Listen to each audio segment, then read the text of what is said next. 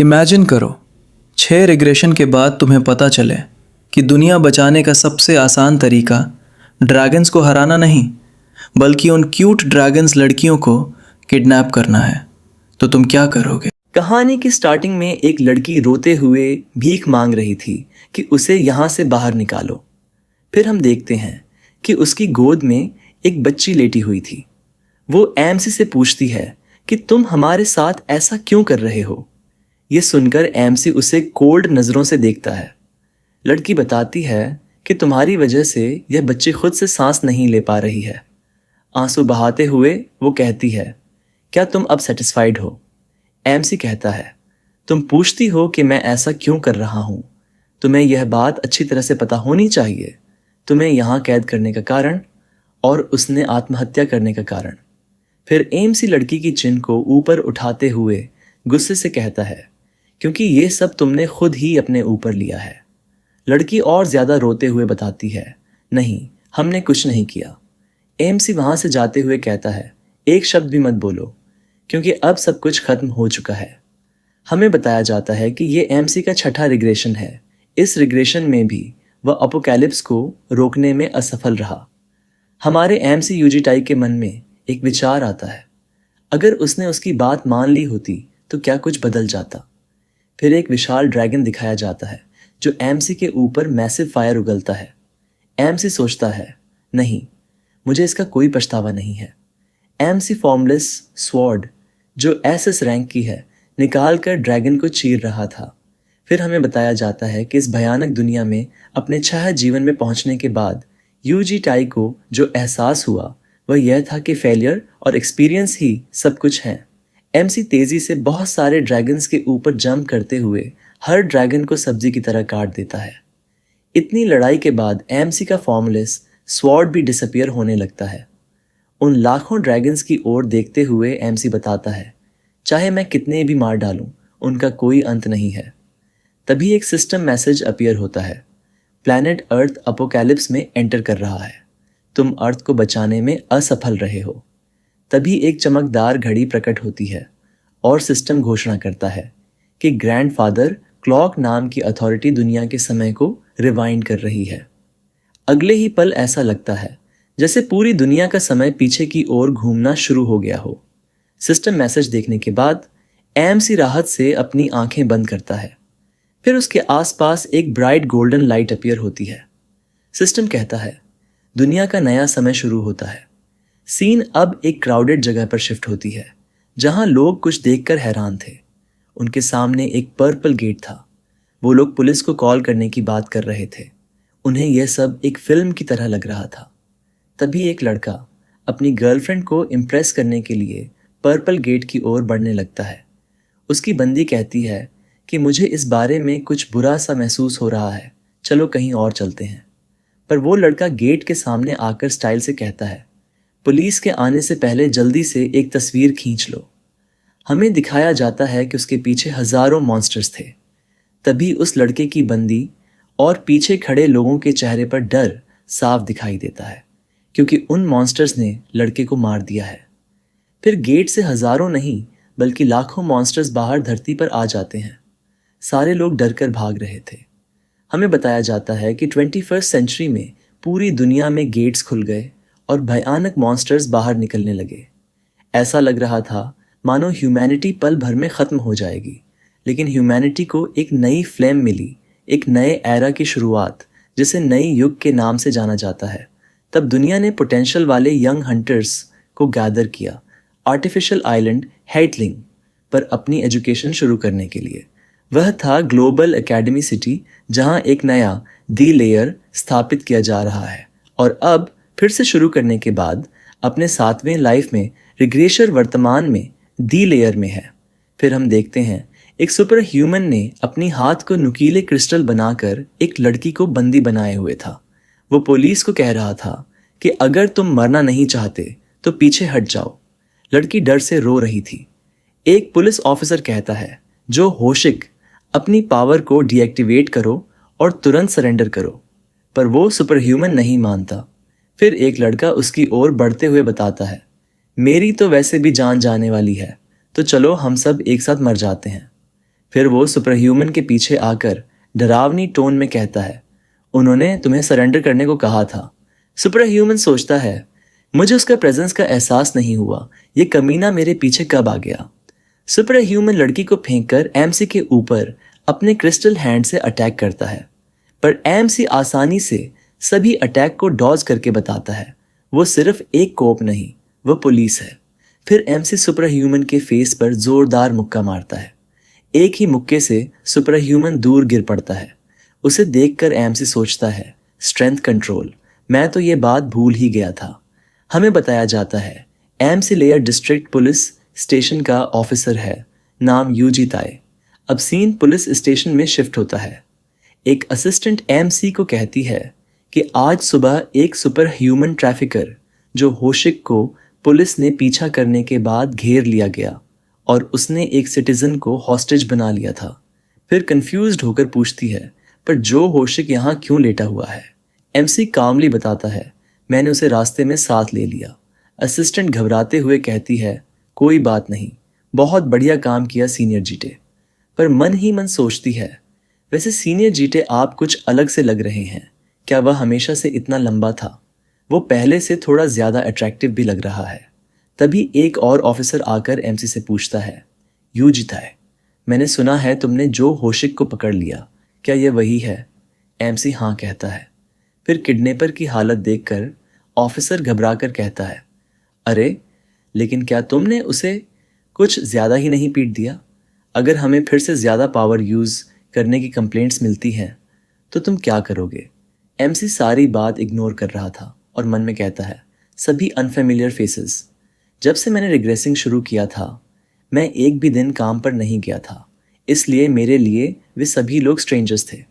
लड़की चिढ़कर कहती है, चीफ ये सब मजाक करना बंद करो और हमारी मदद करो। एमसी किडनैपर को घसीटते हुए ले जाकर कहता है, मैं इसे संभाल लूंगा, इसलिए तुम कुछ और कर लेना। लड़की शर्माते हुए बस यस सर ही कह पाती है। फिर 4 ड्रैगन्स दिखाए जाते हैं और हमें बताया जाता है कि एमसी ने एपोकैलिप्स को रोकने के लिए अपनी सामान्य जिंदगी छोड़ दी और रिग्रेसिंग की राह चुन ली। एस्केलिपा नाम की दूसरी दुनिया के हैचलिंग्स, जो अब काफ़ी हद तक विकसित हो चुके थे, वे मज़े करने और अच्छी यादें बनाने के लिए धरती पर आते हैं। रेड ड्रैगन दिखाते हुए बताया जाता है कि उस प्रक्रिया में कुछ युद्ध से पागल हो गए और अपना आपा खो बैठे, बाद में उनकी मृत्यु हो गई। अब येलो ड्रैगन दिखाया जाता है, कुछ टूट गए और उस लगातार बरसती हुई नफरत के नीचे दबकर सहन नहीं कर पाए। अब हमें पता चलता है कि वीडियो की स्टार्टिंग में दिखाया गया ग्रीन और ब्लू हेयर वाली लड़कियां भी ड्रैगन्स हैं। नरेशन दोनों को दिखाते हुए कहती है, और कुछ ऐसे भी थे जिन्होंने अपने दिल की धड़कन रोक ली क्योंकि वे लाइफ में उन्हें सौंपे गए काम को पूरा नहीं कर सके। उसके बाद उन ड्रैगन्स की मृत्यु से क्रोधित होकर अडल्ट ड्रैगन्स ने मानवता पर अपना अटैक शुरू किया। बार बार रिग्रेसर जन्म लेने से वह इतना पावरफुल हो गया कि अब वह और अधिक शक्तिशाली नहीं हो सकता था, लेकिन अकेले इससे दुनिया की रक्षा करना काफ़ी नहीं था। इसीलिए इस रिग्रेशन में वह एक अलग मेथड आजमाने का इरादा रखता है। अब प्रेजेंट में वही पुलिस गर्ल एमसी से पूछती है, तुम काम के बाद क्या कर रहे हो? पास में ही एक नया रेस्टोरेंट खुला है, लेकिन मेरे साथ जाने वाला कोई नहीं है। फिर लड़की फ्लर्टी होकर पूछती है, अगर तुम बिजी नहीं हो तो क्या तुम मेरे साथ रात का खाना खाना चाहेंगे? एमसी डायरेक्टली मना करता है और कहता है, मुझे कहीं जाना है। लड़की चिल्लाकर पूछती है, तुम कहाँ जा रहे हो? वो जवाब देता है, यूरोप।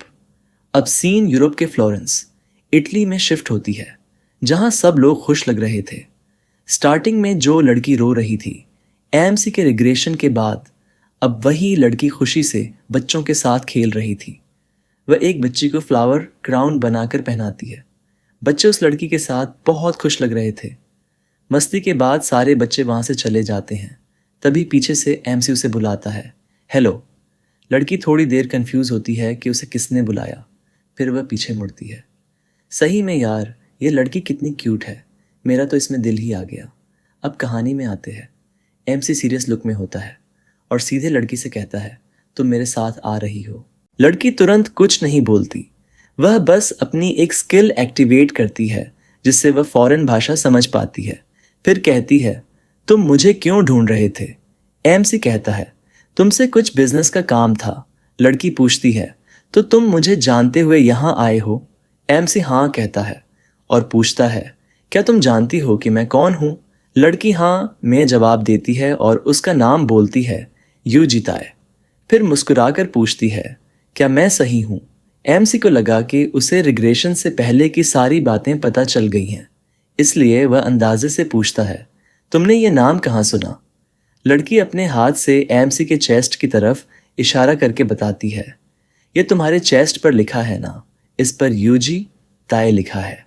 फिर लड़की थोड़ा हंसकर कहती है, बस मजाक कर रही थी। मुझे बिल्कुल भी पता नहीं है कि तुम कौन हो या तुम क्या करते हो, लेकिन एक बात है जो मुझे लगता है कि मैं तुम्हें जानती हूँ। तुम इनक्रेडिबली स्ट्रांग लग रहे हो और तुम यहाँ के नहीं लगते। एमसी उसकी बात सुनकर कुछ सोचने लगता है। लड़की शांत होकर पूछती है, क्या इसका मतलब यह है कि तुम यहाँ मुझे मारने आए हो? एमसी तुरंत मना कर देता है। लड़की ठोड़ी पर हाथ रखकर कुछ सोचते हुए कहती है, ये मत कहना कि तुम मुझे किडनैप करने आए हो। एमसी बोलता है, कुछ ऐसा ही। तुरंत लड़की क्यूट बनते हुए कहती है, क्या तुम उन अजीबो गरीब लोगों में से एक हो जिन्हें ड्रैगन से आनंद मिलता है? एमसी उसे मजाक करना बंद करने के लिए कहता है और बताता है, मैं इस खतरनाक दुनिया में तुम्हारी रक्षा करने का इरादा रखता हूँ। अगर तुम अब मेरी बात नहीं मानोगी तो मुझे और भी कठोर तरीके अपनाने पड़ेंगे।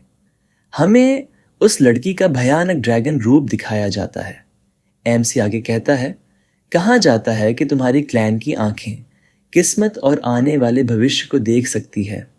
इसी वजह से मुझे पता है कि तुम्हारे पास बाकी क्लैन की तुलना में बेहतर ज्ञान है और तुम स्थितियों को तेजी से समझ लेती हो क्योंकि तुम उनमें से एक हो।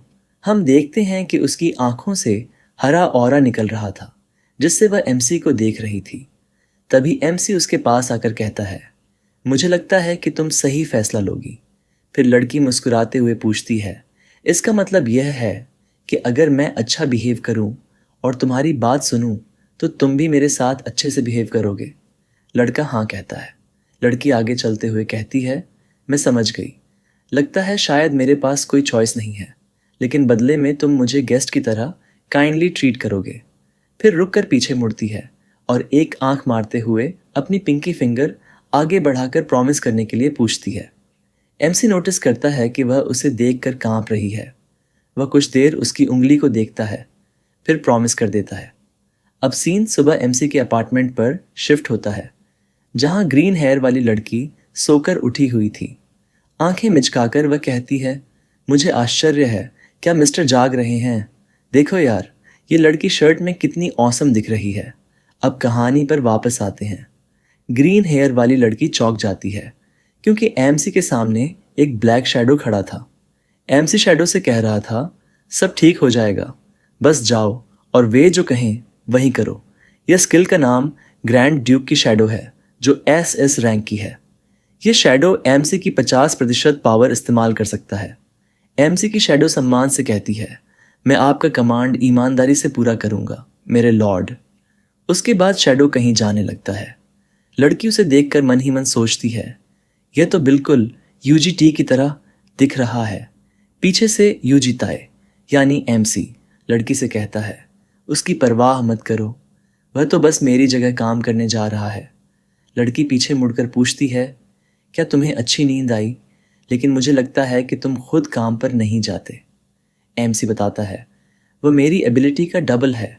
इसका मतलब मैं ही काम कर रहा हूँ और मुझे तुम्हारे साथ रहना है। यह सुनकर वह ऑकवर्ड होकर कहती है, हाँ मैं समझ गई। फिर सोफे पर एमसी के बगल में बैठकर पूछती है, क्या हमें ब्रेकफास्ट करना चाहिए? एमसी उसकी बात सुन रहा था। लड़की कहती है, हमें खाना खाना चाहिए, तुमने भी कल रात खाना नहीं खाया था। एमसी न्यूज़पेपर पढ़ते हुए कहता है, मैं ठीक हूँ। लड़की तकिए से अपना मुंह ढककर कहती है, लेकिन जब घर का मालिक मौजूद नहीं होता तो मुझे अकेले खाना खाने में थोड़ी ऑकवर्ड फील होती है। एमसी पूछता है, क्या तुम हमेशा खाना ज़रूर खाती हो? ड्रैगन बिना खाए भी जीवित रह सकते हैं, है ना? लड़की तकिए को गले लगाते हुए बताती है, यह बचने या मरने का सवाल नहीं है। कुछ स्वादिष्ट खाने से खुशी मिलती है और इससे एनर्जी भी मिलती है। फिर सोफे से उठते हुए कहती है, ये ठीक नहीं है मिस्टर, चलो ग्रोसरी में सामान खरीदने चलते हैं। एमसी बस कहता है, मैं ठीक हूँ, लेकिन लड़की नहीं मानती और बताती है, मैं तुम्हें ब्रेकफास्ट की शक्ति दिखाऊंगी। बाद में वे दोनों एस मार्ट में सामान खरीदने आते हैं। उन्हें देखकर सभी लोग हैरान थे। एक बच्चा अपनी माँ से कहता है, माँ, मुझे लगता है कि वह लड़की कोई सेलिब्रिटी है। फिर एक लड़की कहती है, उसके बगल में खड़ा लड़का भी काफ़ी हैंडसम है, उसका बॉयफ्रेंड कुछ गलत बोल देता है। गाइस, फिर उसकी हालत तुम खुद देख सकते हो। मार्ट से घर जाते हुए एमसी पीछे दो कपल्स को झगड़ते हुए देखता है। फिर पूछता है, क्या हम सिर्फ ब्रेकफास्ट बनाने के लिए कुछ ज़्यादा ही सामान नहीं खरीद रहे हैं? लड़की बताती है, जब मैंने पहले किचन की जांच की तो वहाँ न कोई इंग्रेडिएंट था और न ही कोई बर्तन। हम फ्यूचर में खाना बनाएंगे, इसलिए हमें इन चीज़ों की ज़रूरत है। आगे भागते हुए कहती है, चलो जल्दी घर चलते हैं, मैं अब भी तुम्हारे लिए ब्रेकफास्ट बना देती हूँ। एमसी उससे कहता है, नहीं, हम इन्हें घर पर ही छोड़ देंगे और बाहर खाना खाएंगे। पीछे मुड़कर वह पूछती है, क्यों?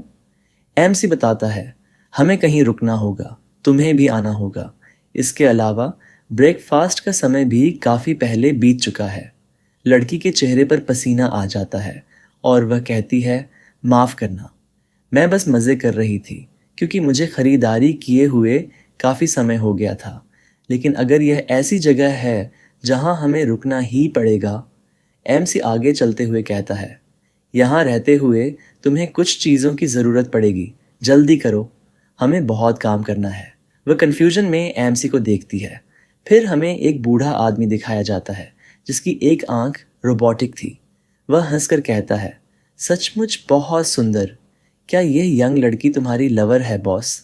एमसी धमकाकर कहता है, अगर तुम अपनी दूसरी आंख भी खोना नहीं चाहते तो चुप रहो और अपना काम करो।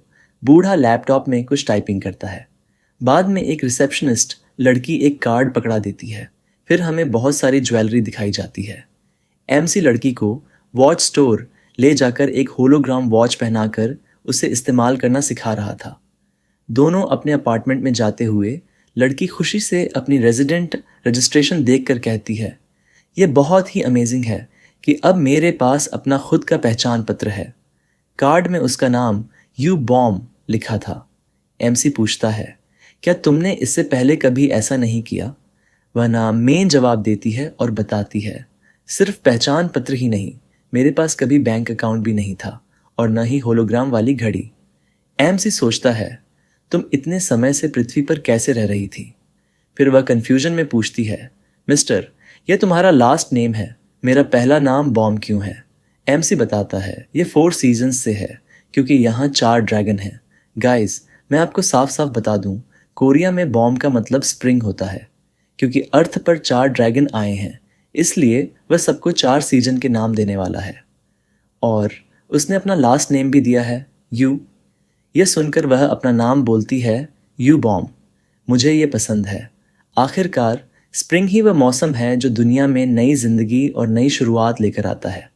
फिर आगे चलते हुए रेजिडेंट रजिस्ट्रेशन कार्ड को गले लगाकर कहती है, ये बहुत ही प्यारा नाम है। पीछे मुड़कर कुछ सोचने के बाद एमसी से कहती है, असल में तुम अब भी थोड़े डरावने हो। मेरी आंखें अभी भी मुझे चेतावनी दे रही हैं कि तुम खतरनाक हो। फिर आगे चलते हुए कहती है, लेकिन मुझे नहीं लगता कि तुम बुरे इंसान हो। एमसी गंभीर होकर पूछता है, क्या तुम सिर्फ एक दिन के बाद इतनी श्योर हो सकती हो? यू बॉम्ब बताती है, मेरी अंतरात्मा की शक्ति किसी और से बेहतर है क्योंकि मैं ग्रीन ड्रैगन क्लैन से हूँ। एमसी उसे देख रहा था। वह आगे शर्माते हुए कहती है, इसलिए क्या मैं आपको थोड़ी देर और देख सकती हूँ? चेरी ब्लॉसम की वजह से यह कहते हुए वह बहुत प्यारी दिख रही थी। यूजिताए उसे मुस्कुराते हुए देख रहा था और सोचता है, एक ग्रीन ड्रैगन की मुस्कान जो उसने पहले के किसी भी रिग्रेशन में कभी नहीं देखी थी। गाइस, इसका मतलब इस रिग्रेशन में एमसी कुछ अलग कर रहा है। आगे मुस्कुराते हुए यूबॉम्ब कहती है, चलो खाना खाने चलते हैं, मैं तुम्हारे लिए खाना बना दूंगी। एमसी ऊपर आसमान की तरफ देखकर सोचता है, शुरुआत बुरी नहीं है, सीन बदलकर एक अंधेरी रात में पहुंचता है। अफ्रीका महाद्वीप की किसी बंजर भूमि में एक रेड हेयर वाली लड़की किसी आदमी से कह रही थी, ये सब क्या बकवास है, तुमने इतना बहादुर बनने का नाटक किया, लेकिन बस इतना ही। आदमी दर्द और गुस्से से चिल्लाकर कहता है, पागल कुतिया, तुम्हें क्या लगता है कि तुम हम पर हाथ उठाकर बिना किसी नुकसान के बच निकलोगी? तभी रेड हेयर वाली लड़की उसके चेहरे पर सैंडल मार देती है। वह हंसते हुए उस आदमी को लगातार लात मार रही थी। आदमी जमीन पर खून से लथपथ पड़ा था। यह देखकर वह कहती है, ओह, तुम इतने बदसूरत थे कि मैंने थोड़ा ज्यादा जोर से पैर रख दिया। तुम मरे तो नहीं हो, है ना? चमकते चांद के नीचे अपना मास्क उतारते हुए वह बताती है, इसका मतलब है कि टोटल 199 में से 199 जीत हो गई। फिर मुस्कुराकर कहती है, मेरा अगला ओपोनेंट कौन होगा? एमसी अपने कंप्यूटर पर न्यूज़ देख रहा था, जहां रेड हेयर वाली लड़की को न्यूज़ वालों ने उसका नाम नाइट फाइटर रख दिया था। रेड हेयर वाली लड़की को देखकर एमसी सोचता है, लगता है आखिरकार अब यहां से निकलने का वक्त आ गया है। तभी यू बॉम्ब एमसी को बुलाती है, खाने का समय हो चुका है। जब एमसी डाइनिंग टेबल पर बैठकर खाने को देखता है, उसका रिएक्शन तुम खुद देख सकते हो। यू बॉम्ब को लग रहा था कि उसने तो 7 स्टार होटल से भी अच्छी कुकिंग कर ली है, इसलिए वह मुस्कुराकर कहती है, तुम्हें क्या लगता है, खाना अच्छा दिख रहा है ना? वह आगे बताती है, जब मैं इंग्लैंड में रहती थी तब मुझे एक ऐसा व्यंजन मिला जिसमें सार्डिन मछली का इस्तेमाल होता था। अगर मैं इसे चावल के साथ मिला दूं तो शायद यह अच्छा काम करेगा। और आप वो कहावत तो जानते ही होंगे, कोरियन लोग चावल पर जीते हैं, है ना? एमसी उस मछली को गौर से देखता है, फिर कहता है, मैं कल रेड लेने जा रहा हूँ। लड़की कंफर्म करती है, क्या रेड? फिर उदास चेहरा बनाकर बोलती है, लेकिन उसे यहाँ लाना वाकई बहुत मुश्किल होगा। वह मेरी तरह तुम्हारी हर बात चुपचाप नहीं मानेगी। एमसी समझाता है, अगर तुम मेरे साथ आकर उससे बात करोगी तो ये इतना मुश्किल नहीं होगा। यू बॉम्ब कहती है, क्या मैं हेल्पफुल साबित हो पाऊंगी? अलग अलग ड्रैगन क्लैन के बीच हमेशा कुछ दूरी होती है। एमसी हाथ आपस में क्रॉस किए हुए पूछता है, कैसी दूरी? यू बॉम्ब समझाती है, हाँ, हम सभी अलग अलग चीज़ें चाहते हैं। मुझे चीज़ें बनाने में समय लेना अच्छा लगता है, लेकिन रेड क्लैन ऐसा नहीं है। फिर हमें रेड ड्रैगन का असली रूप दिखाया जाता है। यू बॉम्ब आगे कहती है, उन्हें युद्ध और हिंसा पसंद है और वे अपनी ताकत का दिखावा करना पसंद करते हैं। उसे ज़बरदस्ती अपनी ताकत के बल पर लाना भी खतरनाक होगा।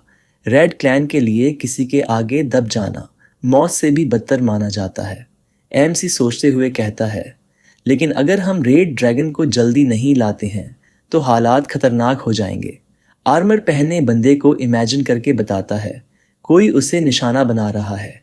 अगर यही सिलसिला जारी रहा तो रेड का निश्चित रूप से अंत हो जाएगा। यू बॉम्ब को देखकर कहता है, इसीलिए अगर तुम मेरे साथ चलोगी तो हम इसे शांतिपूर्वक कर सकते हैं। यू बॉम्ब से पूछता है, तुम ऐसा फेस क्यों बना रही हो? वह कहती है, बस तुम्हें मदद मांगते हुए देखकर हैरानी हो रही है। मुझे लगा था कि तुम उस तरह के इंसान हो जो हर परिस्थिति का बोझ अकेले ही उठाते हो, चाहे कुछ भी हो जाए। एमसी कुछ सोचने लगता है। यू बॉम्ब प्यार से एमसी की ओर देखते हुए आगे बताती है, ठीक है, मैं मदद करूंगी। मुझे नहीं लगता कि तुम वैसे भी अक्सर मदद मांगते हो, और मैं यह भी नहीं चाहती कि रेड की मृत्यु हो। फिर वह एक कंडीशन मांगती है। एमसी पूछता है, क्या? लड़की आराम से कहती है, मैंने तुम्हें जो कुछ भी परोसा है वह सब तुम्हें खाना होगा।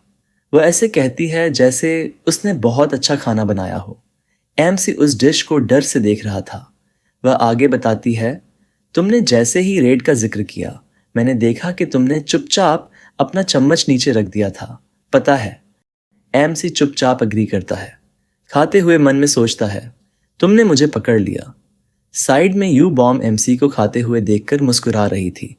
सीन अब कहीं और शिफ्ट होती है, जहां रेड हेयर वाली लड़की ने कई सारे आर्मी को मारकर जमीन पर लिटा दिया था। वह एक बूढ़े को गले से उठाकर जमीन पर पटक देती है और कहती है, यहाँ के सारे बिग ब्रदर काफी कमजोर हैं। फिर डिस्गस्टिंग फेस बनाकर बताती है, मैं इस तरह से अपनी 200वीं जीत हासिल नहीं करना चाहती थी। ऐसा लगता है कि अफ्रीका में अब कोई ऐसा नहीं बचा है जो मुझे चुनौती दे सके। फिर सोचते हुए कहती है, इसके बाद मुझे कहाँ जाना चाहिए? उसे याद आता है कि ग्रीन यूरोप में है। शायद मुझे जाकर उससे मिलना चाहिए और हाय कहना चाहिए। पीछे 2 आर्मी छिपे हुए थे। उनमें से एक नाइफ पकड़े बंदा अपने दोस्त को बताता है, धिक्कार है, ये तो पागलपन है। हमारी सैन्य एलीट यूनिट एक अकेली लड़की के हाथों पूरी तरह से नष्ट हो गई। दूसरा गन पकड़े बंदा कहता है, उसे सिर्फ एक लड़की मत समझो, वह लड़ाई की दीवानी एक मॉन्स्टर जैसी है। पहला बंदा घबरा कर कहता है, एक बात तो स्पष्ट है, हम अकेले उसका सामना नहीं कर सकते। मुझे उम्मीद है कि वह जल्द ही आ जाएगी। यह कहने के बाद ऊपर दीवार पर बैठकर अपनी स्वॉर्ड के साथ रेड हेयर वाली लड़की कहती है, अरे लड़कों, तुम लोग अंधेरे में क्या फुसफुसा रहे हो? तभी दूसरा लड़का चिल्लाकर अपने दोस्त को सावधान रहने के लिए कहता है। अपनी स्वॉर्ड को स्विंग करने से पहले वो बताती है, बहुत देर हो गई। लेकिन तभी रेड के साइड से एक गोल्डन लाइट अपीयर होती है जो उसे सीधा हिट करती है। मैजिकल अटैक को अपनी स्वॉर्ड से ब्लॉक करते हुए वह सोचती है, धत तेरे की, उसकी माना शक्ति इतनी भारी कैसे हो सकती है? फिर अपनी स्वॉर्ड को कसकर पकड़कर अटैक को काट देती है।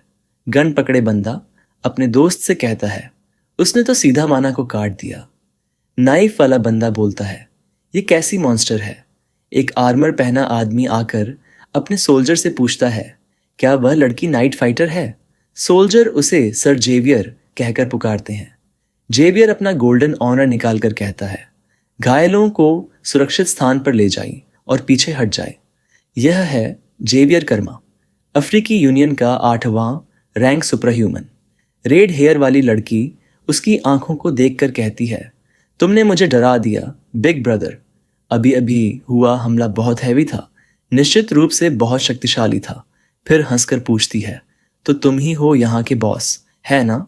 जेवियर बताता है, मैंने सुना था कि तुम एक लड़की हो, लेकिन तुम मेरी उम्मीद से छोटी हो। वह कहती है, अरे यार बिग ब्रदर, क्या तुम भी मुझ पर फिदा हो गए? इसीलिए मैं मास्क पहना करती थी।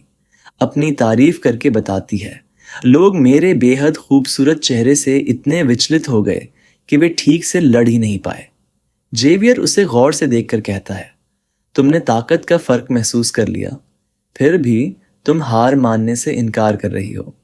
लड़की खुद को सुपीरियर बताते हुए कहती है, तुम क्या कह रहे हो?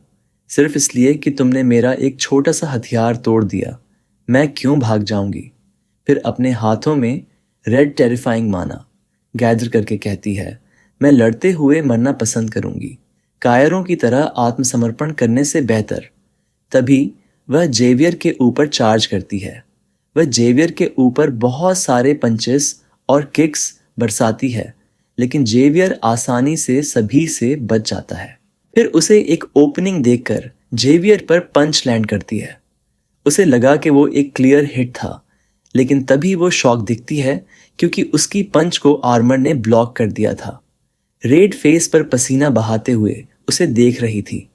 ये देखकर जेवियर आराम से बताता है, ऐसा लगता है कि तुमने कभी अपने से ज्यादा ताकतवर किसी से लड़ाई नहीं की है। मुझे यकीन है कि अब तक तुम्हारी सभी लड़ाइयाँ आसान रही होंगी। फिर तीखी नजरों से कहता है, ये तो बहुत दुख की बात है, इतनी टैलेंट यूं ही बर्बाद होने वाली है। तभी जेवियर स्वॉर्ड को कसकर पकड़कर लड़की की तरफ स्विंग करता है। उसके स्वॉर्ड से पावरफुल गोल्डन ऑरा निकल रहा था। लड़की जैसे तैसे उससे बच गई। फिर वो अपनी खतरनाक स्किल यूज करता है, स्वॉर्ड्स ऑफरा। ये देखकर रेड डिफेंसिव पोजीशन लेकर सोचती है, धत तेरे की, मैं इससे बच नहीं सकती। जब स्वॉर्ड उस पर हिट करती है, तब रेड दूर पत्थर पर जाकर गिर पड़ती है। हमले के बाद जॉवियर सोचता है, उसने इतने कम समय में ही अपनी बाहों को मजबूत किया और उसे रोक दिया। वह वाकई कमाल की खिलाड़ी है। मुझे अपना पावर बढ़ाना होगा। जब धूल हटती है, वहां पर रेड नहीं होती। उसे लगा कि वो भाग गई। फिर हमें दिखाया जाता है कि यूबम ने रेड को दीवार के पीछे छिपाया हुआ था। अचानक यूबॉम को देखकर रेड धीरे आवाज से पूछती है, ग्रीन, तुम यहां क्यों हो? यूबॉम रेड को शांत रहो कहकर बताती है, मैं तुम्हें बचाने आई हूं। क्योंकि मैंने सुना था कि तुम मुसीबत में हो। रेड फुसफुसाकर कहती है, मुझे बचाओगी, तुम्हारा क्या मतलब है? और तुम भी अचानक कहीं से प्रकट हो गई। ग्रीन उसे हील करते हुए धीरे आवाज में बताती है, तुम तो अभी लड़ भी नहीं सकती। मुझे बताया गया था कि अगर तुम इसी तरह लड़ती रही तो तुम्हारी मौत हो जाएगी। तभी रेड ग्रीन का हाथ हटाकर गुस्से में कहती है, अरे ग्रीन, मैंने तुमसे कहा था कि कम से कम मेरे झगड़ों में दखल मत दो। अपने काम से मतलब रखो, मैं अंत तक लड़ूंगी। ग्रीन कामली कहती है, रेड, अगर तुम मर गई तो हमारा सारा मज़ा खत्म हो जाएगा। फिर से हील करते हुए बताती है, तुम्हारी मृत्यु केवल तुम्हारी अपनी जिम्मेदारी नहीं है। तुम भी नहीं चाहोगी कि हमारा मज़ा किरकिरा हो जाए, रेड। फिर ग्रीन का चेहरा दिखाया जाता है। वो बहुत सैड दिखती है। वो कह रही थी, मैं पृथ्वी पर ही रहना चाहती हूँ। क्या तुम मेरे साथ काम नहीं कर सकती, रेड? ग्रीन का एक्सप्रेशन देखकर रेड एक पल के लिए शॉक दिखती है और पूछती है, तो फिर क्या? भाग जाए? वह बहुत ताकतवर है, वह हमें पल भर में पकड़ लेगा। ये सुनकर ग्रीन मुस्कुराकर कहती है, मुझे लगता है मेरा आदमी इसका ख्याल रखेगा। रेड पूछती है, तुम्हारा आदमी? ग्रीन हाँ कहती है। फिर हमें हमारा एमसी दिखाया जाता है, जो जेवियर के पीछे कूल पोज में खड़ा था। जेवियर एमसी को नोटिस करके पूछता है, तुम कौन हो? एमसी लंबी सांस छोड़कर बताता है, मैं उसका गार्डियन हूं। जेवियर एमसी का बात दोहराता है, क्या गार्जियन? रेड उठते हुए एमसी को देखकर ग्रीन से पूछती है कि क्या यह वही आदमी है जिसका तुमने जिक्र किया था? ग्रीन उसकी बात को नजरअंदाज करती है और घाव ठीक करते हुए कहती है कि यह खतरनाक है, इसलिए वापस यहाँ आ जाओ। एमसी आर्मर पहने उस व्यक्ति यानी जेवियर से कहता है कि मामला थोड़ा जटिल है, इसलिए मैं सब कुछ समझा नहीं सकता। यही बात खत्म करते हैं, कैसा रहेगा? पर जेवियर के हाव भाव साफ साफ कह रहे थे कि उसे इससे कोई फर्क नहीं पड़ता। वह आगे बढ़ते हुए कहता है कि तुम अचानक आकर बकवास करने लगे हो। इस बात को यूं ही नजरअंदाज नहीं किया जा सकता। उस लड़की ने हद पार कर दी है। एमसी लड़ाई को टालने के लिए कहता है कि लेकिन उसने किसी की हत्या नहीं की। इस पर जेवियर छिड़कर कहता है कि मेरे साथ शब्दों का खेल मत खेलो। वह बच्ची अब यहाँ दोबारा नजर नहीं आएगी। एमसी को भी थोड़ा गुस्सा आता है और वह पूछता है कि तो क्या तुम इस मामले को चुपचाप खत्म होने दोगे? तभी जेवियर अपनी तलवार निकालकर कहता है कि तुम्हें लगता है कि यह सुनने के बाद मैं चुपचाप पीछे हट जाऊंगा। फिर तलवार से एक चमकता हुआ ऑरा निकालते हुए बताता है कि यह इलाका सान के अधिकार क्षेत्र में आता है। वह एक स्किल एक्टिवेट करके एमसी से कहता है कि अभी से सान के जांच अधिकारी के तौर पर मैं तुम्हें और उस लड़की को जिसकी जिम्मेदारी लेने का तुम दावा करते हो गिरफ्तार करता हूं। जब वह एमसी के ऊपर हमला करता है तभी वहां एक जोरदार धमाका होता है। जब धूल हटती है तो एमसी वहां नहीं था। जेवियर पीछे मुड़कर कहता है कि अगर तुम उस मॉन्स्टर लड़की के गार्जियन हो तो ऐसे हमले से तुम नहीं मरोगे। तभी पीछे से एमसी अपना ऑरा दिखाते हुए कहता है कि कितना थकाऊ है। उसका ऑरा इतना भयानक था कि जेवियर के चेहरे से पसीना छूट जाता है। एमसी अपने ऑरा के साथ कहता है कि जो सुपर ह्यूमन में 8वें नंबर पर है, तुम काफ़ी ज़िद्दी हो, है ना? जेवियर डरते हुए अपना सबसे शक्तिशाली हमला करता है जिसे स्वॉर्ड ऑफ रा कहा जाता है। पर उसके हमले से पहले ही तलवार पकड़े हुए उसके हाथों को एमसी ने पल भर में ही काट दिया। फिर शैडो ऑरा के साथ तेजी से जेवियर के पास जाकर गुस्से से भरी आंखों से देखते हुए कहता है कि चुपचाप सुनो, आज तुम्हारी जिंदगी का सबसे बदकिस्मत दिन है। एक इन्वेस्टिगेटर के रूप में उस बच्चे को हिरासत में लेने की कोशिश करते हुए तुम्हारा सामना एक अज्ञात मॉन्स्टर से हो गया। जेवियर उसकी मौजूदगी से बहुत डर रहा था क्योंकि एमसी उसके पीछे आकर डरावनी आवाज में कहता है कि और बदकिस्मती से तुम इसके पहले हमले पर प्रतिक्रिया नहीं दे पाए। नतीजा यह हुआ कि तुमने अपने दोनों हाथ और अपनी आंखें खो दी और उस मॉन्स्टर और उस बच्चे दोनों को भागने दिया। फिर एमसी जेवियर के चेहरे पर तलवार रखकर कहता है कि और तुम जल्द ही यह बात भूल जाओगे। तभी हमें खून दिखाया जाता है क्योंकि एमसी ने उसके हाथ और आंखें काट दी थीं। आगे बताया जाता है कि सान के पास हीलिंग टाइप यानी घाव भरने वाले सुपर ह्यूमन हैं। इसलिए जब तक वह जिंदा है उसकी आंखें और हाथ वापस ठीक किए जा सकते हैं। हालांकि उसके दिमाग में जो डर छप गया है वह हमेशा बना रहेगा, क्योंकि डर असरदार होता है और यू जिताई हमेशा से इसी तरीके को पसंद करता आया है। फिर हम देखते हैं कि जेवियर दर्द से दांत पीस रहा था। कथावाचक की आवाज़ आगे बताती है कि उदाहरण के लिए यहाँ तक कि एक उग्र युवा ड्रैगन जो खुद को फाइटर ऑफ द नाइट कहती थी, वह भी इससे अलग नहीं है। अब हमें रेड के चेहरे के भाव दिखाए जाते हैं। वह पूरी तरह सदमे में थी। वह पूछती है कि अरे ग्रीन, वह मॉन्स्टर क्या है? ग्रीन बताती है कि वह मॉन्स्टर नहीं है, रेड, वह इंसान है। रेड को विश्वास नहीं हो रहा था कि एक इंसान के पास इतनी शक्ति हो सकती है, इसलिए से वह कहती है कि अगर वह इंसान है तो मैं छिपकली हूँ। एमसी उन दोनों के पास आकर कहता है कि रेड ड्रैगन, अब से तुम मेरे घर में रहोगी, मेरी सुरक्षा में। मैं तुम्हें कुछ आज़ादी दूंगा, लेकिन कुछ नियमों के साथ। अगर तुम्हें मदद चाहिए होगी तो मैं मदद करूंगा। फिर एमसी थोड़े सख्त लहजे में बताने लगता है कि लेकिन अगर तुम मेरी सुरक्षा से बाहर चली गई। तभी ग्रीन यानी यू बॉम्ब उसकी बात को बीच में ही टोककर रेड को पीछे से गले लगाते हुए कहती है कि मुझे लगता है कि रेड सच में डरी हुई है। मैं अब भी उसे शांत करूंगी और बाकी बात बाद में समझाऊंगी। रेड पसीने से तरबतर होकर चिल्लाती है कि यह क्या है?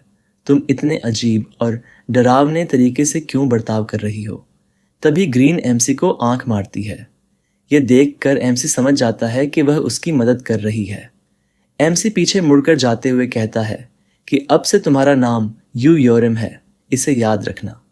यहाँ आपको बता दें कि कोरियन भाषा में यू योरेम का मतलब गर्मी या समर होता है। रेड अपना नाम दोहराती है कि यू योरेम। अभी भी ग्रीन यानी यू बॉम्ब रेड यानी यू योरेम को गले लगाए हुई थी। एमसी जाते हुए कहता है कि बाकी सब मैं बाद में समझाऊंगा। यू बॉम्ब पूछती है कि रेड, क्या तुम पिछली बार से थोड़ी बड़ी हो गई हो? यू योरेम चिल्लाकर कहती है कि अभी मेरा मजाक करने का मूड नहीं है। एमसी आसमान की ओर देखकर कुछ सोचता है। तभी वह किसी को मैसेज करता है कि माय लॉर्ड, मिशन पूरा हो चुका है। इससे पता चलता है कि यह असल में एमसी का शैडो यानी परछाई वाला क्लोन है। फिर दृश्य असली एमसी पर शिफ्ट होता है, जो उसी समय अमेजन के वर्षावनों में था, जहां एक बच्ची होलोग्राम वॉच पहनकर बहुत खुश दिख रही थी। यह बच्ची गोल्ड ड्रैगन या येलो ड्रैगन है, जिसे अपनी टीम में लेने के लिए एमसी आया हुआ है। एमसी अपने शैडो से कहता है कि अच्छा काम किया, मैं यहाँ अपना काम ख़त्म करके जल्द ही वापस आऊँगा। वह खुद से कहता है कि वह रेड ड्रैगन बहुत ही ज़िद्दी और बिगड़ी हुई लड़की है। अकेला मेरा शैडो क्लोन इतनी आसानी से उसे नहीं मना सकता था। यू बॉम्ब को वहाँ भेजना सही फैसला था। तभी वह बच्ची पूछती है कि मिस्टर, आप अभी किससे बात कर रहे थे?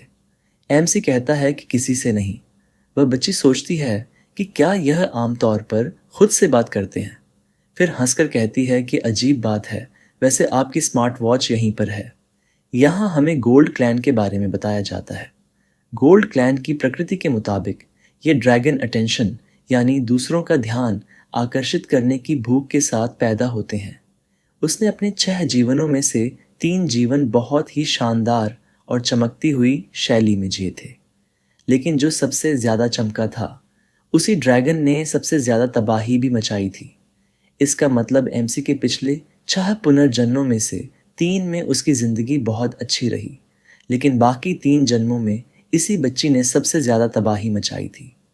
कथावाचक की आवाज़ आगे बताती है कि अटेंशन और प्रशंसा बहुत चमकदार होते हैं, लेकिन ये जहरीले भी हो सकते हैं। एमसी उस बच्ची को शांत नज़रों से देख रहा था। गोल्ड ड्रैगन यानी वह बच्ची स्मार्ट वॉच देखकर बहुत खुश हो रही थी। फिर वह हंसकर स्मार्ट वॉच को हवा में हिलाते हुए कहती है कि स्क्रीन हवा में तैर रही है और पिक्चर क्वालिटी बहुत ही शानदार है। जो आखिरी मैंने देखी थी उसमें ऐसा कुछ भी नहीं था। तभी एमसी उससे पूछता है कि तुम इस जगह पर क्यों हो? यह सुनकर बच्ची एमसी की ओर देखती है। एमसी आगे कहता है कि अगर तुम गेम के लिए बाहर आई हो तो तुम्हें इंसानों के बीच रहना चाहिए। यहाँ तो बस जानवर और कीड़े मकोड़े ही हैं। बच्ची चौंक कर पूछती है कि तुम्हें कैसे पता कि मैं गेम के लिए बाहर आती हूँ। एमसी उससे झूठ कहता है कि मैंने ये बात ग्रीन ड्रैगन से सुनी थी। ग्रीन ड्रैगन का नाम सुनकर वह बच्ची उछलकर एमसी को सूंघती है और बताती है कि मुझे पता था, मुझे लगा ही था कि जब तुम यहाँ आए तो मैंने ग्रीन की गंध महसूस की थी। वह कोई ऐसा था जिसे तुम जानते थे। फिर एमसी पूछता है कि गोल्ड ड्रैगन, क्या तुम्हें लोगों से डर लगता है? यह सुनने के बाद वह वहीं ठिठक जाती है।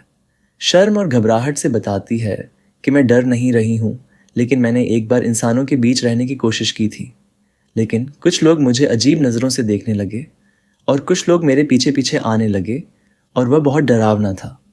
बच्चे की बात सुनकर एमसी कुछ सोचता है और पूछता है कि क्या तुम्हें ब्रेड पसंद है? गोल्ड पूछती है कि ब्रेड, और बताती है कि मैं एक ड्रैगन हूँ, मुझे वैसे खाना खाने की ज़रूरत नहीं होती। एमसी चुटकी बजाता है और उसका स्किल एक्टिवेट होता है, जिसे शैडो एबिस कहते हैं। यह एक एस रैंक सबस्पेस है जो पूरे एक शहर को निगलने की क्षमता रखता है। उस पोर्टल से कई सारे हाथ निकलकर एमसी को ब्रेड पकड़ाते हैं। यह देखकर बच्ची चौंक जाती है और पूछती है कि क्या यह सचमुच की ब्रेड है? एमसी उसकी तरफ ब्रेड बढ़ाता है। बच्ची चमकती हुई आंखों से देखकर बोलती है कि वाह, सुनहरा भूरा और बहुत स्वादिष्ट खुशबू आ रही है, क्या यह सच में मेरे लिए है? एमसी हाँ में सिर हिलाता है। वह खुशी से कहती है कि डोनट्स, ब्लूबेरी टार्ट्स, यहाँ तक कि एग टार्ट्स भी। तुम इतना सारा सामान क्यों लाए? एमसी उसे मनाते हुए कहता है कि गोल्ड ड्रैगन, यहाँ रहने के बजाय मेरे साथ चलो।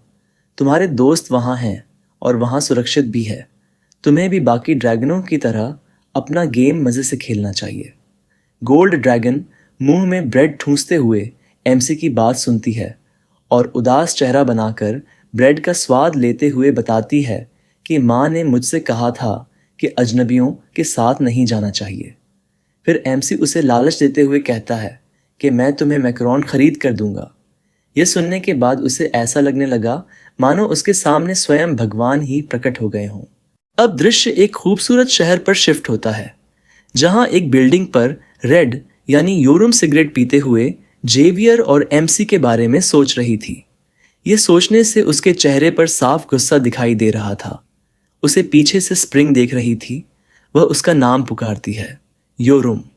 बोम दूसरी तरफ देखती है, जहां एमसी गोल्ड ड्रैगन को ब्रेड का लालच देकर घर लेकर आया था। गोल्ड ब्रेड संभालती हुई कह रही थी कि तो तुम यहीं रहते हो मिस्टर। मैं एक बार फिर कह रही हूँ, मैं बिल्कुल भी तुम्हारे पीछे सिर्फ उस ब्रेड की वजह से नहीं आई हूँ। हालांकि वह सॉसेज ब्रेड सच में बहुत स्वादिष्ट थी। वह तो अस्कालिपा की सबसे बेहतरीन सॉसेज से भी कहीं ज्यादा स्वादिष्ट थी। जब वह एक ब्रेड मुंह में ठूंसती है तब उसका हाव भाव पूरी तरह बदल जाता है, क्योंकि उसे क्रिस्पी मैकरोन बहुत पसंद आया था। बोम एमसी से कहती है कि वेलकम बैक मिस्टर। एमसी बस एक सिग्मा की तरह हाँ बोलता है। गोल्ड को चौंक कर देखते हुए ग्रीन यानी बोम मुस्कुराकर बताती है कि तुमसे मिले हुए बहुत समय हो गया गोल्ड खुशी से तुरंत स्प्रिंग को गले लगाकर कहती है कि मैंने तुम्हें बहुत मिस किया। बोम उसके सिर पर हाथ रखकर बताती है कि जब मैंने तुम्हें आखिरी बार देखा था तब से तुम और भी खूबसूरत हो गई हो गोल्ड। फिर गोल्ड उत्साहित होकर स्प्रिंग का हाथ पकड़कर नाचते हुए पूछती है कि तुम यहाँ कब आई?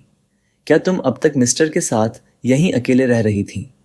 बोम मुस्कुराकर जवाब देती है कि मैं भी यहाँ ज़्यादा समय से नहीं हूँ। योरुम भी उधर है, क्या बाद में उससे मिलना चाहोगी? उनके पीछे एमसी अपने शैडो से बात कर रहा था। शैडो अभिवादन करता है कि आप आ चुके हैं मेरे लॉर्ड। एमसी कहता है कि तुमने भी बहुत मेहनत की है, मैं जल्द ही तुम्हें फिर बुलाऊंगा। अभी अपनी ड्यूटी पर वापस लौट जाओ। शैडो बोलता है कि मैं आपके आदेश का पालन करूंगा। अब योरुम बालकनी से अंदर आती है। जब उसे एमसी देखता है तो वह घबराकर मुंह फेर लेती है। तभी उसे गोल्ड देख लेती है और फिर चिल्लाकर उसके पास घूमकर एक चिड़िया की तरह बकबक करने लगती है कि तुम ठीक थी ना? ये कैसी गंध है? तुमने फिर से सिगरेट पी है ना? रेड क्लैन को हमेशा शरीर के लिए हानिकारक चीजें ही क्यों पसंद आती हैं? योरुम उसकी चोंच पकड़कर चिल्लाकर कहती है कि अरे चिड़िया, तुम बहुत परेशान कर रही हो, इसलिए चुप हो जाओ और आवाज करना बंद करो। ठीक है, गोल्ड अपनी चोंच पकड़कर बताती है कि रेड बहुत हिंसक है। फिर एमसी सबको बिठाकर पूछता है कि तुम सबकी उम्र कितनी है। बॉम बताती है कि वह 20 साल की है। गोल्ड भी बताती है कि वह 10 साल की है। क्या आपको लगता है कि इतने बड़े दिल वाली 10 साल की हो सकती है? खैर छोड़ो। योरम कुछ नहीं बोलती। ये देखकर बॉम बताती है कि वह 15 साल की है। मतलब इन तीनों में सबसे बड़ी बॉम है। गोल्ड घमंड से बताती है कि हम ड्रैगन आमतौर पर इंसानों से ज़्यादा जल्दी बड़े हो जाते हैं, इसलिए मुझे इतना छोटा बच्चा समझकर मेरे साथ ऐसा बर्ताव मत करो। योरुम गोल्ड की बड़े बड़े दिल देखकर ईर्ष्या से कहती है कि कितनी घमंडी है। गोल्ड उलझन में होकर बॉम से पूछती है कि लेकिन तुमने पहले रेड को योरुम कहा था, क्या वह उसका दूसरा नाम है? रेड आलस से कहती है कि मुझे नहीं पता। ग्रीन बताती है कि यह नाम मिस्टर ने दिया था, मैं बॉम हूँ। गोल्ड कहती है कि क्या, हमारी तो अभी कमिंग ऑफ एज सेरेमनी भी नहीं हुई है, फिर वह हमें नाम कैसे दे सकता है? और वैसे भी अगर किसी को कोई ख़ास नाम देना हो तो वह इतना साधारण नाम नहीं रखता। वह आगे पूछती है कि तो फिर मैं गायोल हूँ। तभी एमसी बोल पड़ता है कि ठीक है, अब से तुम्हारा नाम यू गायोल है, क्योंकि ऑटम को कोरिया में यू गायोल कहते हैं। एमसी फिर गायोल के पेंडेंट की ओर इशारा करके बताता है कि उस चीज़ का नाम ग्योल होगा, जिसे इंग्लिश में विंटर कहते हैं। फिर गायोल पूछती है कि तुम्हें पता था कि यह ब्लू का अंडा है? एमसी हाँ बोलता है और फिर बताता है कि यह एक पॉलीमॉर्फ है ना? वह जल्द ही पैदा होने वाली है, इसलिए उसके साथ सावधान रहना। गायोल चौंक कर पूछती है कि वाह, तुम एक इंसान होकर भी बहुत कुछ जानते हो मिस्टर, तुम इतना सब कैसे जानते हो? एमसी बस बोलता है कि तुम्हें यह जानने की ज़रूरत नहीं है। वह आगे कहता है कि मैं इसे फिर से कहता हूँ, जब तुम सब यहाँ हो तो तुम्हें बस एक ही नियम मानना है कि यहाँ अपना मनोरंजन करो, लेकिन यहाँ से बाहर मत जाना। तभी गायोल पूछती है कि आपका क्या मतलब है? एमसी अच्छे से बताता है कि मुझसे खुद को मत छुपाओ, तुम्हारा मनोरंजन मेरे नियंत्रण में होगा और मेरी निगरानी में रहेगा। योरुम अपनी आंखें सिकोड़कर कहती है कि छी, तुम क्या हो, कोई कम्युनिस्ट टाइप के आदमी हो क्या? ये सुनकर बाकी दोनों ड्रैगन उसे देखते हैं। फिर योरुम पूछती है कि क्या देख रहे हो? बॉम सोफे से उठती है। गायोल और योरुम उसे देख रहे थे। वह बताती है कि मैं समझ गई, तो हम आसपास ही मौज मस्ती कर सकते हैं, है ना? फिर दोनों को देखकर पूछती है कि तुम लोग थोड़ी देर बाहर चलना चाहते हो क्या? हम यहाँ रहेंगे, इसलिए हमें पहचान और ज़रूरी सामान की भी ज़रूरत होगी। गायोल चमकती आंखों से कहती है कि बहुत मज़ा आएगा, लेकिन योरुम कान खुजलाते हुए हंसकर कहती है कि हमारे पास पैसे ही नहीं हैं, तो ख़रीदारी कैसी? लेकिन लोगों से ज़बरदस्ती पैसे लेना मज़ेदार लग रहा है। तभी एमसी बॉम के हाथ पर अपना वॉलेट थमाकर जाते हुए कहता है कि पैसे की चिंता मत करो, बस जाओ और मज़े करो। यह देखकर बॉम एमसी को मुस्कुराकर शुक्रिया कहती है और उससे पूछती है कि पैसा खर्च करने की कोई सीमा है? एमसी बस पीछे मुड़कर कहता है कि जितना चाहो उतना खर्च कर सकते हो। फिर हम देखते हैं कि तीनों मार्केट में बहुत मस्ती कर रहे थे। जब घर पर एमसी अपना बैंक बैलेंस देखता है तो उसमें लिखा था कि अब आप उस कार्ड से और खर्च नहीं कर सकते। इसका मतलब उन लड़कियों ने एमसी को खूब लुटा। एमसी चुपचाप अपना बैलेंस देख रहा था। आगे गायुल अपने नए खरीदे हुए कपड़े खुशी से देख रही थी और योरुम अपनी तलवार को घूर रही थी। तभी एमसी के पास बॉम आती है और उसका वॉलेट लौटाते हुए कहती है कि सॉरी मिस्टर, हमने वाकई में बहुत ज़्यादा खर्च कर दिया है। वह आगे बताती है कि असल में मैं आपके लिए भी कुछ कपड़े खरीदना चाहती थी, लेकिन कार्ड की लिमिट पूरी हो गई, इसलिए मैं खरीद नहीं सकी। एमसी बस इतना कहता है कि यह ठीक है। तभी एमसी को गायोल बुलाती है कि मेरी ओर देखिए मिस्टर। वह नए नए कपड़े ट्राई करते हुए पूछती है कि कैसा है, सुंदर है ना? वहाँ इतने सारे सुंदर कपड़े थे कि मैंने टन भर कपड़े खरीद लिए। फिर स्मार्ट वॉच दिखाते हुए बताती है कि मैंने भी यही खरीदा, बिल्कुल वैसा ही जैसा मिस्टर ने खरीदा था। एमसी बिना किसी भाव के जवाब देता है कि यह तुम पर खूब जंचता है। यह सुनकर गायुल शर्माते हुए कहती है कि सचमुच आपका बहुत बहुत धन्यवाद, आप सबसे बेहतरीन हैं मिस्टर। हमें दिखाया जाता है कि योरुम एमसी की ओर देख रही थी। फिर वह अपनी स्मार्ट वॉच दिखाते हुए बताती है कि मैंने भी खरीदा है। बैकग्राउंड में गायोल इधर उधर भागते हुए सोच रही थी कि मुझे दूसरी चीजें भी आजमा कर देखनी होंगी। एमसी योरम की बात सुन रहा था। योरम थोड़ी सी झिझक के साथ कहती है कि मेरी तलवार टूट गई थी, इसलिए यह भी खरीद ली। एमसी पूछता है कि तुम्हें यह पसंद आया और बताता है कि तुमने एक काफ़ी अच्छा खरीदा है। फिर वह जाते हुए कहती है कि अच्छा हुआ, मैंने कचरा नहीं खरीदा। पीछे बोम योरम को देखकर अपनी हंसी कंट्रोल कर रही थी। योरम कमरे में जा रही थी। पीछे से गायोल दौड़ते हुए आती है और बताती है कि मैंने तुम्हारे लिए भी कपड़े खरीदे हैं, पहन, इन्हें पहन कर देखो। लेकिन योरम चिल्लाकर कहती है कि कौन तुम्हारी बहन है, मुझे इसकी ज़रूरत नहीं है। बोम एमसी को देखते हुए बताती है कि योरम अपनी भावनाएं ठीक से दिखा नहीं पाती, लेकिन अंदर से वह बहुत आभारी होगी। एमसी उन दोनों को देखकर कहता है कि अच्छा हुआ। यह सुनकर राहत मिली। फिर बोम की ओर देखकर पूछता है कि बोम, क्या तुमने कुछ नहीं खरीदा? तुम तो खाली हाथ हो। फिर वह किचन की ओर इशारा करते हुए बताती है कि मैंने भी कुछ खरीदा है, वह चीज़ जो डाइनिंग टेबल पर रखी है। एमसी वहाँ पर एक फ्लावर पॉट को देखता है। बोम किचन की ओर जाते हुए बताती है कि पौधे उगाने से अच्छा महसूस होता है, तुम्हें पता है ना? एमसी पूछता है कि इसका क्या मतलब है। वह बताती है कि यह खिल जाएगा, यह हमेशा यादगार रहेगा, हमेशा के लिए। वह एमसी की ओर देखकर कहती है कि ओह सही, अब जब इसके बारे में सोचती हूँ तो मुझे एक बात जानने की उत्सुकता है। हीरो पूछता है कि क्या बात है। वह बताती है कि जैसा कि तुम्हें पता है, हमारे लिए खेलना सिर्फ मज़ा करना और खाना पीना नहीं होता, लेकिन क्या उस बाट के अंदर जो तुमने लगाई है उसके भीतर भी खेल को पूरी तरह से एंजॉय करने का कोई तरीका है मिस्टर? एमसी जवाब देता है कि हाँ है। यह सुनकर बोम के चेहरे पर एक ब्राइट एक्सप्रेशन आता है। एमसी उनके आगे एक लेयर एकेडमी का डॉक्यूमेंट दिखाकर कहता है कि तुम लोग स्कूल जाने की कोशिश करना चाहती हो क्या? स्कूल का नाम सुनकर चौंक कर गायोल और योरम उन दोनों की बात सुनने लगते हैं। अब रात हो चुकी थी। तीनों ड्रैगन इंटरव्यू देकर बिल्डिंग के ऊपर आते हैं। योरम थकी हुई आवाज में कहती है, एक इंटरव्यू इतना लंबा क्यों चलता है? बॉम एमसी को ढूंढ रही थी। तभी गैल रुक कर कहती है, सिस्टर, मुझे अभी अभी एक ऐसी चीज याद आई है जो बिल्कुल डरावनी है। फिर तीनों पीछे मुड़कर गायल को देखते हैं।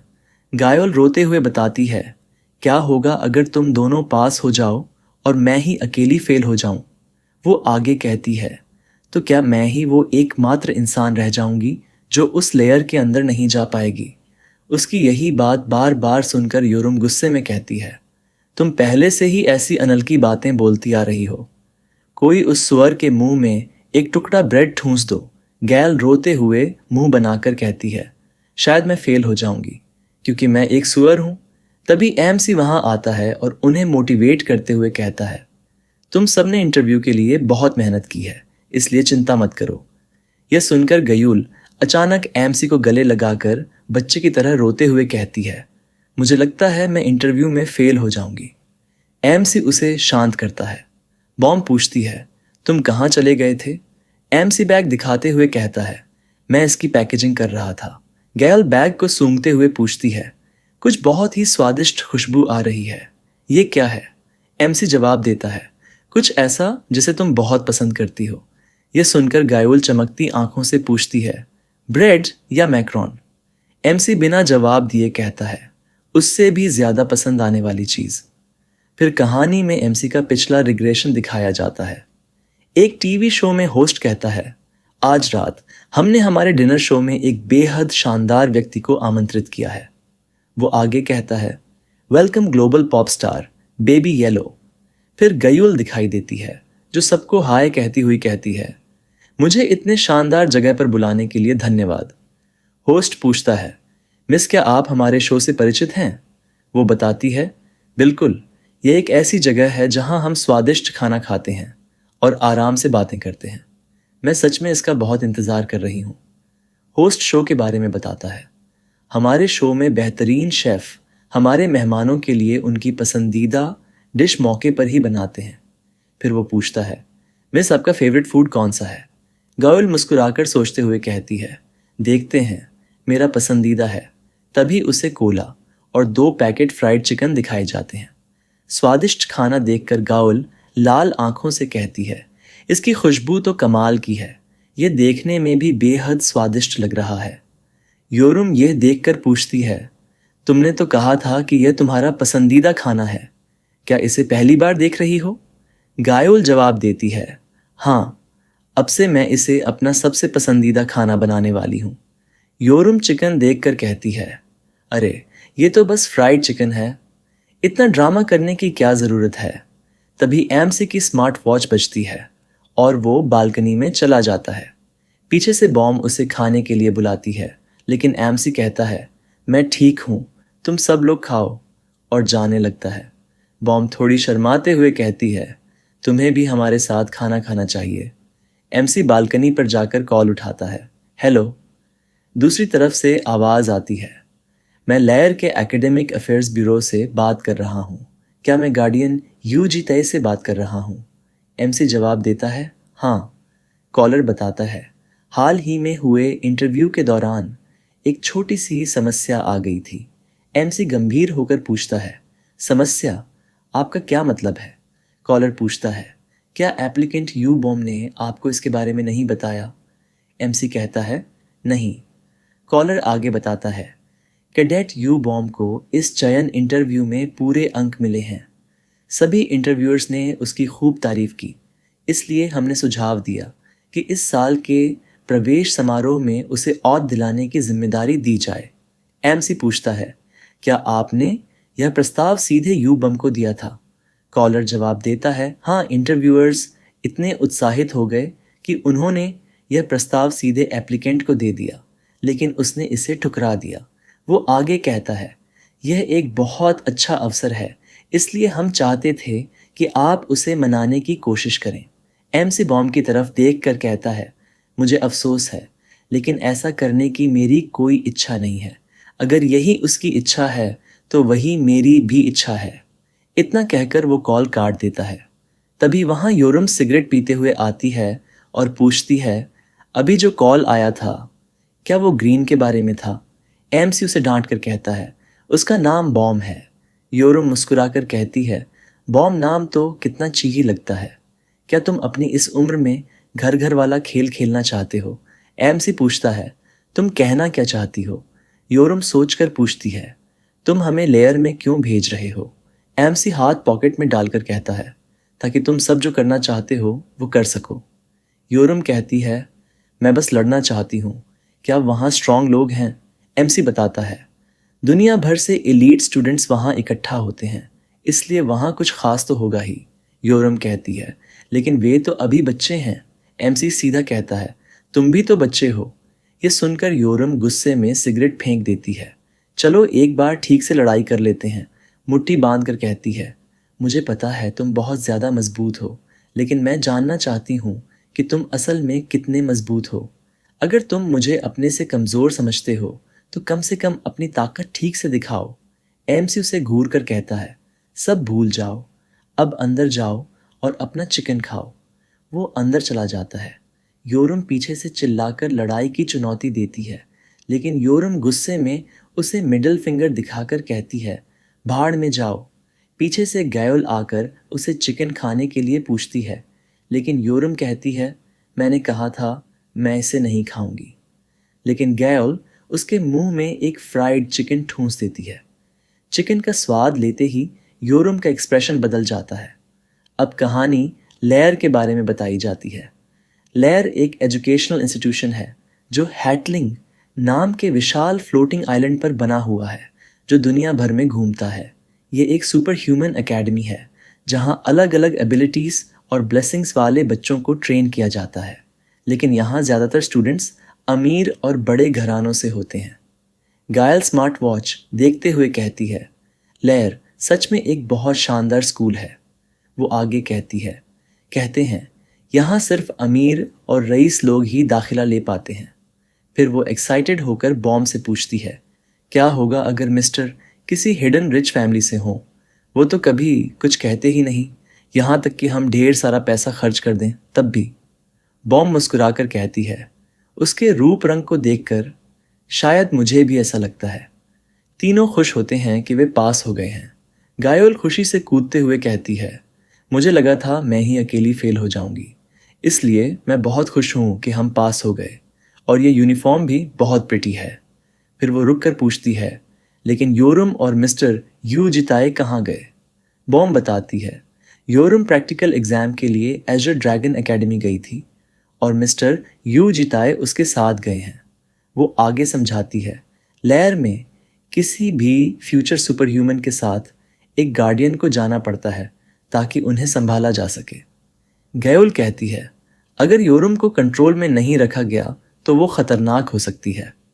बॉम बताती है, जिस एरिया में उसने अप्लाई किया है वहाँ कैडेट्स के बीच पर्सनल स्पारिंग मैच ज़रूरी होता है। गायोल एक्साइटेड होकर कहती है, चलो जाकर देखते हैं। लेकिन बॉम मना कर देती है। एमसी ने कहा था कि अगर हम साथ गए तो कैओस हो सकता है। थोड़ी देर बाद को लोग घूर रहे होते हैं और फुसफुसा रहे होते हैं कि ये कौन है। फिर सीन बदलता है। एजोर ड्रैगन एकेडमी का चांगचन हॉल। स्टेडियम में स्पैरिंग चल रहा होता है। एमसी चुपचाप मैच देख रहा होता है। दो गार्डियंस अपने बच्चों पर चिल्ला रहे होते हैं क्योंकि वो ठीक से लड़ नहीं पा रहे होते।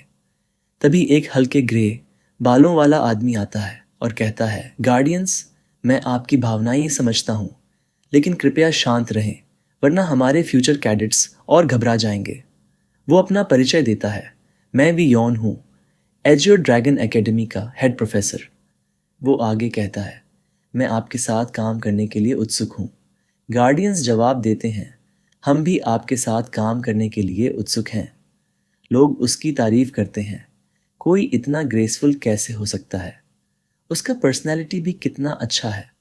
वो कैपेबल है, रिच है और सबसे बड़ी बात, वॉर हीरो है। एमसी ये सब ध्यान से सुनता है। तभी आवाज़ आती है, नंबर 124 और नंबर 7 एंटर। एमसी ध्यान से देखता है। मैदान में योरुम एंटर करती है, हाथ में सोड लिए हुए। वो कहती है, अगर ये बोरिंग लगा तो संभल जाना। उसके सामने एक येलो हेयर्ड लड़की खड़ी होती है। योरुम आगे कहती है, अगर ये मज़ेदार नहीं हुआ तो मैं घर से भाग जाऊंगी।